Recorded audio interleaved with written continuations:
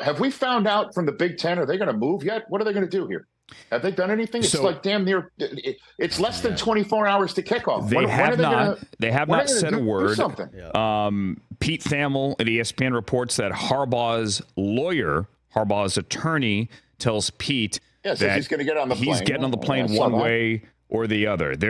I don't think there's a guarantee that they're going to do anything, but there is a sense that they may. So in other words, Rich, we're in a holding pattern waiting for the hand of Tony Petitti to lay down. I just can't believe that. I almost said earlier this week that, if the Big Ten hasn't acted yet, then they're not going to act this week, because you can't just suspend somebody just before a game. Because as you know, the NFL always makes suspensions of this sort known well in advance before a game. But I can't believe this thing is still in limbo right now.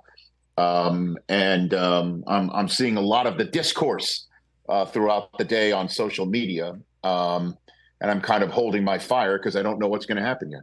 What do you think should happen?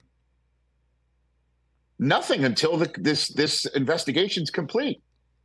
You mean honestly, an NCAA investigation, which may take 3 years? Yeah, correct. Well, no, it shouldn't take 3 years. But it should take a little bit less than that. You know how they work. Well, then, what are you going to do? You're going to suspend him based on coaches and athletic directors complaining and reports here and reports there, or are you going to actually have And by the way, the Big Ten suspending him now.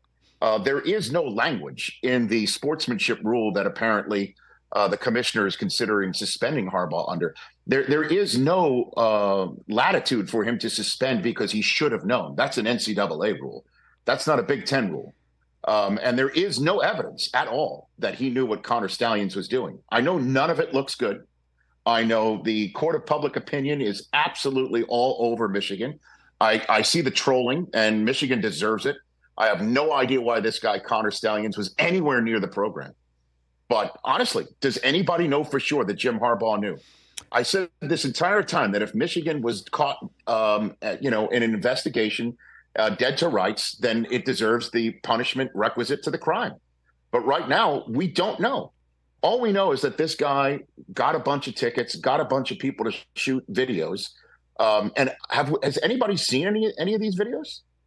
I mean, I think we know why he was close to the program. He was awesome at stealing signs. Of course, but so is Ohio State, and so is Rutgers, apparently, having given Purdue the signs. Well, where are the videos of their people on sidelines next to the defensive coordinator and the head coach? I don't know. Do you know who those people are on their sidelines, Chris? Are you fully aware of everything? Because no, but we know who this guy is. So because he's been cut because he had a write-up in the Wall Street Journal, Chris. Again, listen. You are 100% in the right for everything that I see you tweeting, everything that you say here on this show, everything that you say, because it is a conversation to be had. What you think, what I think. But we can get to the other teams. Michigan is the one that's been caught here. But for the Big Ten, well, because have the other schools been investigated how they got Michigan signs?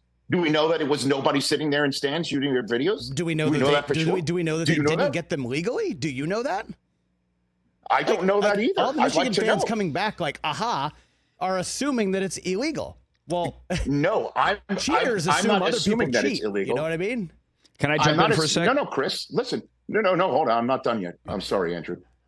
No, because you, Chris, and you and I can have these conversations, and you are absolutely right in saying what you're saying. But you're not the commissioner of the Big Ten. You can't act until you know for sure, and you haven't investigated anybody at all. But the one thing that you're going to do now is suspend the Michigan coach a day before the game. That's what I'm saying. No, you don't know. That's kind of insane to have waited this long and to do it, hours before the game. Right. That seems a little crazy. You're asking me what should be done. I'm saying nothing at this moment. I mean, the kickoff's in 24 hours, less than that. So look, Michigan has put themselves in a position to be open for this sort of speculation, for this sort of criticism, ridicule, whatever. But in terms of suspending the coach, for sure he did it. This has been fully investigated. This is within his rights to do it. I don't know if we know that for sure. And then, again, and then we also don't know what Connor Stallions has kicked up. Just look at me. I'm a 54-year-old guy who is good at broadcasting. I think we can agree with that. I can't keep this camera straight to keep my face in frame. You're going to hand a phone to some Division III coach and say, shoot. The number of times that I hand a phone to somebody to shoot a video, I see the ceiling, I see the floor, I see a wall. What I want them to shoot is nowhere in the video, and they hand the phone back to me. I'm like, oh, great. Do we know every single video was actually used to effect? We don't know. And we should know before these suspensions take place. I think that's called due process. That is something that clearly isn't happening, right? Yet. That's what I'm saying. We don't know. It sounds bad. It looks bad. This guy clearly was doing something wrong, nefarious, illegal, whatever you want to say. But that Jim Harbaugh gets suspended for it needs to be fully investigated. And the NCAA has the rules and the bylaws to say you should have known, which is what Bruce Feldman said. The Big Ten does not.